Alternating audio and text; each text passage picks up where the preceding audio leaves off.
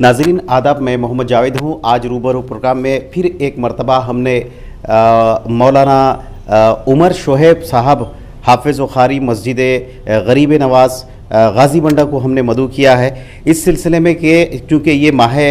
सफ़र अल मुज़फ़्फ़र है, तो इस ताल्लुक़ से कई एक बातिल जो नज़रियात है उसे माशरे के अंदर घर कर चुके हैं, तो इस ताल्लुक़ से कुछ भी एक रहनुमाई के तौर पे हम आज उनसे बात करते हैं। साहब, दौरे जहालत में जो माशरे में समझा ये जाता था कि ख़ास तौर से जब माह सफ़र का महीना शुरू होता था तो ये ख्याल था कि भी इस महीने में बलाएँ आफतें जो है ना आसमान से नाजिल होती है, तो ऐसे बातिल अक़ायद से लोग जो है ना रोशनास थे। इसका सिलसिला कब शुरू हुआ ऐसे अक़ायद का, और दीन में इसकी असल क्या है? नहमदुहु व नुसल्ली अला रसूलिहिल करीम, अम्मा बाद, फ़अऊज़ु बिल्लाहि मिनश शैतानिर रजीम, बिस्मिल्लाहिर रहमानिर रहीम, वमा असाबकुम मिन मुसीबतिन फ़बिमा कसबत ऐदीकुम व याफ़ू अन कसीर। मुहतरम नाज़रीन इकराम, दौरे जाहिलियत में अहले अरब का ये अक़ीदा था कि मक्का मुकर्रमा में अल्लाह तबारक व तआला पूरे साल भर में, सिर्फ़ मक्का ही में नहीं बल्कि चूँकि वो मक्का मुकर्रमा में रहते थे, तो अल्लाह ताला साल भर में पूरी दुनिया में 10,80,000 बीमारियां उतारते हैं, और साल भर इस 10,80,000 बीमारियों में से सिर्फ़ 9,20,000 बीमारियां सिर्फ़ माह सफ़र में उतरती हैं। सफ़र के महीने में बलाएँ मुसीबतें उतरती है। इस तरीक़े का जो है दौरे जाहिलियत में अक़ीदा रहा अहले अरब का, और इस बातिल नज़रिए का इस्लाम में कोई तसव्वुर नहीं है। अल्लाह तबारक व तआला ने महीनों पर फ़जीलत अता फ़रमाई है, जैसा साल भर के तमाम महीनों पर रमज़ानुल मुबारक को फ़जीलत है, और तमाम रातों पर लैलतुल क़द्र को फ़जीलत हासिल है, तमाम दिनों में अय्याम हज को फ़जीलत हासिल है। लेकिन किसी दिन की अहमियत को घटाना, किसी महीने की अहमियत को घटाना इस्लाम में कहीं पर भी इसका तसव्वुर नहीं मिलता। रही बात बलाओं मुसीबतों के उतरने की, अल्लाह ताला कुरान में फरमा रहे हैं कि बलाएँ मुसीबतें खामखा अल्लाह ताला किसी पे भी मुसल्लत नहीं कर देते। वमा असाबकुम मिन मुसीबतिन फ़बिमा कसबत ऐदीकुम, तुम्हारे हाथों की कमाई हुई वो मुसीबतें हैं जो तुम्हारे ऊपर उतरती हैं, यानी तुम्हारे आमाल बुरे होते हैं,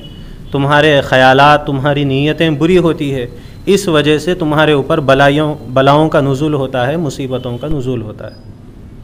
हाफ़ साहब, एक सवाल मैं आपसे ये करना चाहूँगा। ख़ास तौर पे ये माह सफ़र में जो एक 13 तारीख आती है, 13 तारीख को ये जो ख़ास तौर पे आज भी बिलाशुबा कई माशरे के कई एक घरानों में ये भी रिवाज है जो पुराने ज़माने से चल लेते आ रहा कि 13 तारीख के दिन किसी भी एक शख्स के घर के शायद बड़े जो बेटा या बेटी, उसके तकिए के बाजू सिरहाने, अंडे और दाल, ऐसी कई चीज़ें जो है ना रखते हैं, और 13 तेज़ी पे सुबह उठ के जो है ना उसको कोई भी 13 तेज़ी बोल के पुकारता है तो वो फ़कीर को वो दे देते। तो इसको दीन से इसकी असल क्या है, ये क्या है ये तरीक़ा, तो ये क्या सही है या नहीं है इस्लाम की रौं से, शरीयत की रौं से?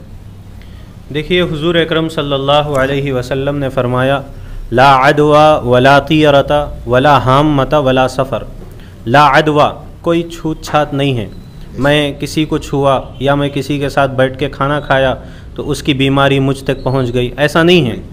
बल्कि अगर उसकी बीमारी मुझ तक पहुंचती भी है तो उसको पहुंचाने वाला अल्लाह होता है, वो इंसान बस ज़रिया और वसीला बनता है। लेकिन ये ख़्याल करना कि वही इंसान मुझे बीमारी पहुंचा रहा, इसकी कोई हकीकत नहीं है। ला तियरता, दौरे जाहिलियत में ये अक़ीदा रहा है कि एक परिंदे को उड़ाया जाता था आसमान की तरफ। अगर वो दाईं जानिब उड़ करके जाता या सीधी जानिब उड़ करके जाता तो समझते कि हमारा काम अच्छा होने वाला है। अगर बाईं तरफ उड़ करके जाता तो समझते कि अब हमारा काम दुरुस्त नहीं है, इस वक्त में किसी और वक्त में करेंगे।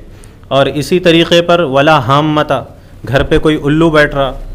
तो बदफाली लेते थे, उससे बदशगुनी लेते थे कि अब ये उल्लू हमारी ज़िंदगी को ख़त्म कर देगा, हमारे घर में से किसी एक आदमी का सफाया कर देगा। वला सफ़र, और सफ़र के ताल्लुक़ से जैसा आपने पूछा, अभी मैं उस सवाल की तरफ आया कि सफ़र के महीने के ताल्लुक़ से ये अक़ीदा है कि 13वें दिन में 13वीं तारीख़ को رات کے وقت میں دال، انڈے اور اسی طریقے پر اور بھی چاول وغیرہ، پیسے وغیرہ تکیے کے پاس رکھتے ہیں، اور صبح فی الفور اس کو آنے والے کسی مستحق یا غریب کو وہ دے دیتے ہیں اس نیت سے کہ ہماری بلائیں چلے جائے گی، ہماری بلائیں اس پر سے اتر جائے گی۔ دیکھیے صدقہ واقعتاً حضور نے فرمایا الصدقۃ تدفع البلایا، صدقہ بلاؤں کو، مصیبتوں کو ٹالتا ہے، لیکن اس کا یہ مطلب نہیں ہے کہ سفر کے مہینے کو منحوس سمجھا جائے، 13ویں تاریخ کو ہی منحوس سمجھ کر کے اس میں بلائیں اترتی ہے یہ عقیدہ رکھ کر کے صدقہ کر رہے ہیں یا پیسے خرچ کر رہے ہیں تو اس پر کوئی ثواب نہیں ملنے والا، بلکہ اس بدعقیدگی کا اور اس بدعملی کا اللہ تبارک و تعالیٰ کے یہاں وہ مرتکب اور مستحق سزا سمجھا جائے گا۔ حضور اکرم صلی اللہ علیہ وسلم نے ارشاد فرمایا کہ بدفالی مت لیو، الطیرۃ شرکن، حضور نے شرک فرمایا ہے بدشگونی لینا، بدفالی لینا۔ قالہ ثلاثا، حضور نے 3 مرتبہ اس کو تاکید کے ساتھ فرمایا۔ اس کے بعد حضور اکرم صلی اللہ علیہ وسلم نے فرمایا ما منا لیکن اللہ یذہبہ بالتوکل، اگر کوئی آدمی اس طریقے سے بار بار بدشگولی لیتا ہے، سامنے طوطے کو بٹھا کر کے اس سے بدفالی لے رہے ہیں، یا پھر کوئی نجومی کے پاس جا کر کے اس سے غیب کی خبریں معلوم کرنا چاہ رہے ہیں، میرے آنے والے دن کیسے رہیں گے، میرے کاروبار کیسے رہیں گے، اور عام طور پر یہ سمجھا جاتا ہے کہ اس مہینے میں شادی بیاہ نہیں کرنا ہے، اس مہینے میں کاروبار شروع نہیں کرنا ہے، اور اس مہینے میں گھر کا تعمیری کام شروع نہیں کرنا ہے، اس طریقے کے جو ہے خیالات لوگ بناتے ہیں۔ تو ان کے میں صاف انداز میں اور صاف الفاظ میں یہ کہوں گا کہ حضور صلی اللہ علیہ وسلم نے ہم تمام امتیوں کی ماں حضرت خدیجہ رضی اللہ عنہا سے حضور صلی اللہ علیہ وسلم نے اسی مہینے میں نکاح فرمایا۔ اچھا، لوگ اس مہینے میں شادی کرنے کو منحوس سمجھتے ہیں اور یہ سمجھتے ہیں کہ اولاد نہیں ہوں گی۔ حضرت خدیجہ سے حضور نے اس مہینے میں نکاح فرمایا، اور سوائے حضرت ابراہیم کے پوری اولادیں حضرت خدیجہ رضی اللہ عنہا سے ہی ہوئی۔ حضرت ابراہیم حضرت ماریہ قبطیہ سے ہوئے، لیکن حضور کی جتنی اولادیں ہوئیں سبھی حضرت خدیجہ سے ہوئی، اور حضرت خدیجہ کا نکاح بابرکت تھا، ماہ سفر میں اگرچہ ہوا تھا۔ تو یہ ہم سب کے لیے دلیل ہے، اور ہم سب کے خیالات کو اور ہمارے بد اعتقادیوں کو ختم کرنے کے لیے یہ حدیث ہمارے لیے مستدل بن سکتی ہے اور ہمارے لیے ثبوت بن سکتی ہے۔ آخر میں کچھ ایک میسج کے ان سب چیزوں سے بچنے کے لیے معاشرے کے جو ہے لوگوں کے لیے آپ میں تمام ناظرین سے آخر میں ایک درد مندانہ گزارش کرتا ہوں، خدا کے لیے دین کو پڑھیے، قرآن و حدیث کو سمجھیے، اپنے مسجد کے متعلقہ اماموں، علماؤں، مفتیان اکرام سے جڑ کر کے ان سے اپنے تعلق کو مضبوط کر کے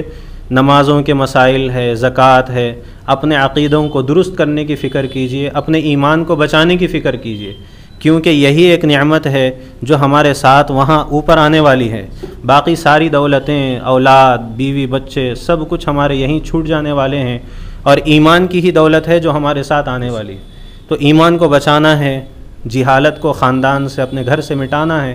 تو اپنے بچوں کو بھی جو ہے علم دین حاصل کرنے کی طرف ان کی ذہن سازی کیجیے، اور خود بھی اپنے ائمہ، خطباء اور علماء سے جڑ کر کے اپنے مسائل کو ان کے سامنے رکھیے اور اپنی پریشانیوں کو ان کے سامنے رکھیے۔ جیسا کہ ہمارے مدرسے میں ایک صاحب آئے تھے، انہوں نے آ کر کے کہا کہ مول صاحب ہماری بہن کی شادی بقرعید سے پہلے ہوئی،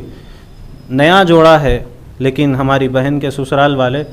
میری بہن کو یہ کہہ کر کے بھیجا دیا اپنے گھر کو کہ میاں بیوی کو سفر کے ابتدائی 13 دنوں میں ایک ساتھ نہیں رکھنا ہے، ان کا میل میلاپ نہیں رکھنا ہے۔ تو وہ صاحب کہتے ہیں میں نے سسرال والوں سے پوچھا کہ بھئی ایسا کیوں، کیا وجہ؟ نہیں، ہمارا یہ خاندانی رواج ہے، ہمارے خاندان میں سفر کے ابتدائی 13 دنوں میں میاں بیوی کے نئے جوڑے کو آپس میں میل میلاپ سے